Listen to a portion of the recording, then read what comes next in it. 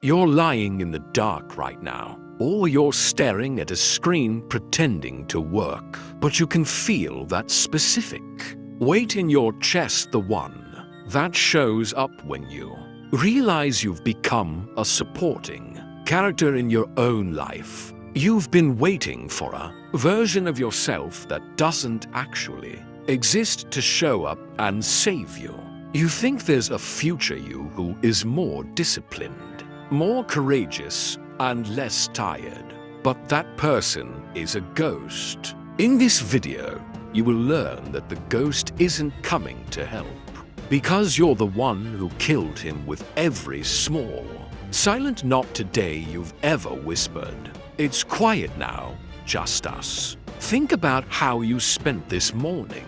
Think about the first 30 seconds after you woke up. You felt that immediate pull to escape, didn't you? You reached for the phone before your eyes were even fully open.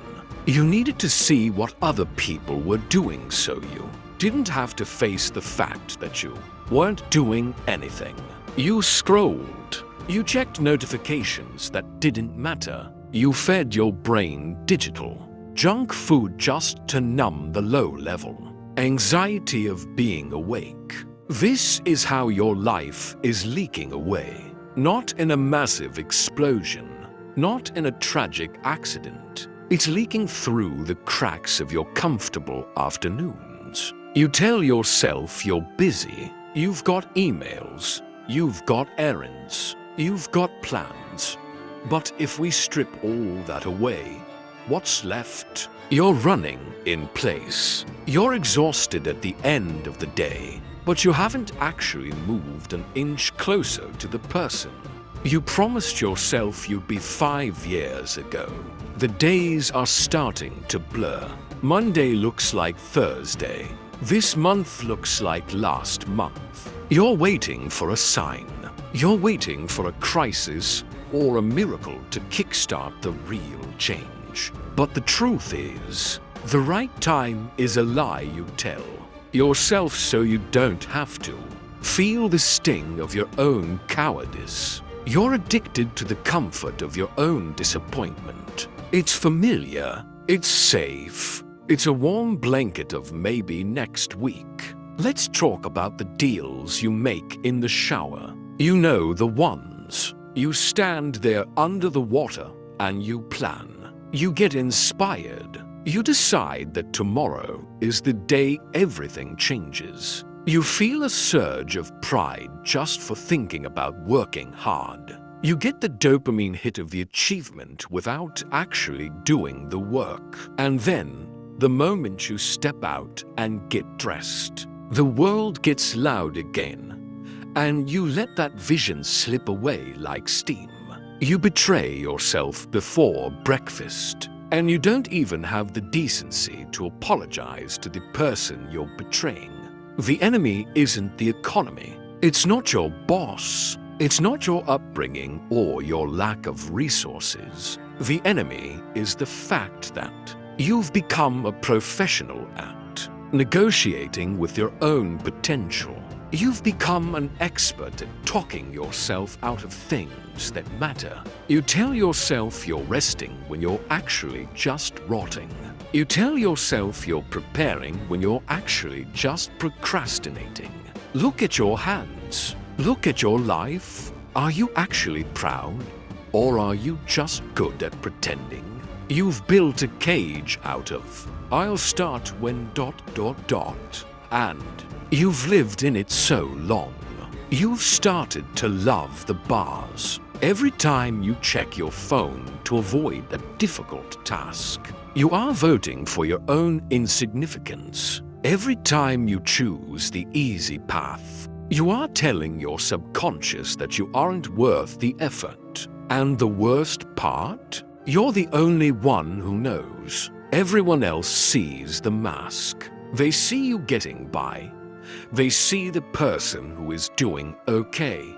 But you know the truth. You know the gaps. You know the hours you wasted staring at a wall because the work felt too heavy. You know the projects you started and left to die in a folder because you were afraid of being seen as a beginner.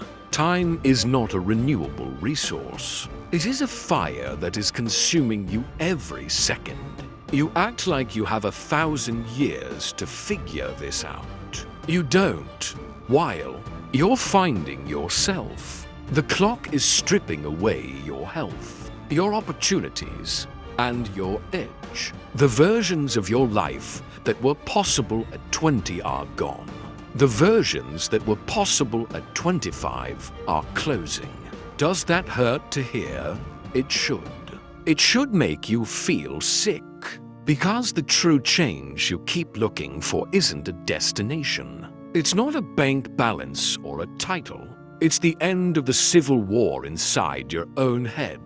It's the moment you stop lying to yourself. It's the moment you realize that later is where dreams go to rot and turn into bitterness. Think about who you'll be in 10 years if you don't change today. Not the hopeful version, the logical version. If you keep making the same choices, keep giving in to the same impulses, and keep making the same excuses, where do you end up?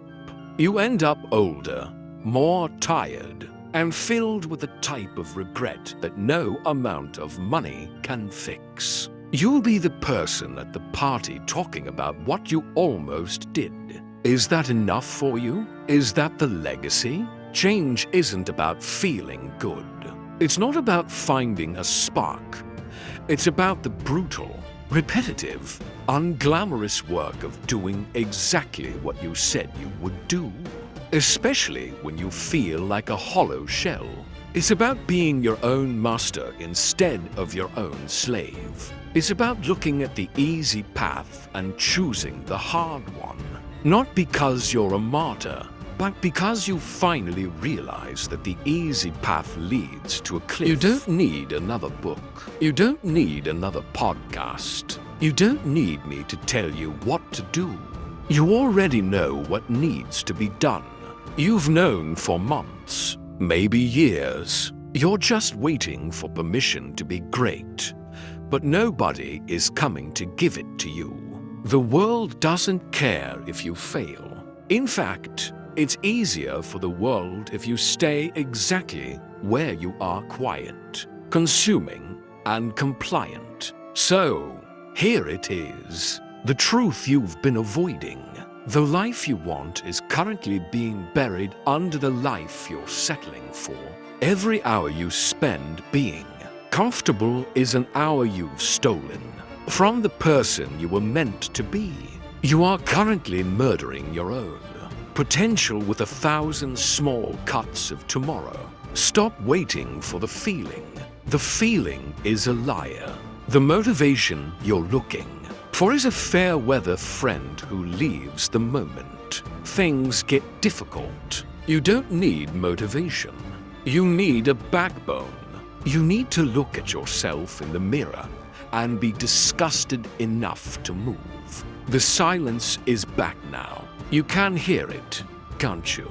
That's the sound of your life passing by. You can go back to scrolling now. You can go back to your plans. You can go back to the lie that you'll start on Monday. Or you can finally admit that Monday is just another word for never. You have been a spectator in your own soul for far too long. It's time to stop watching and start existing. Not because it's easy, not because it's fun, but because the alternative is a slow, quiet death while your heart is still beating. You know what you have to do.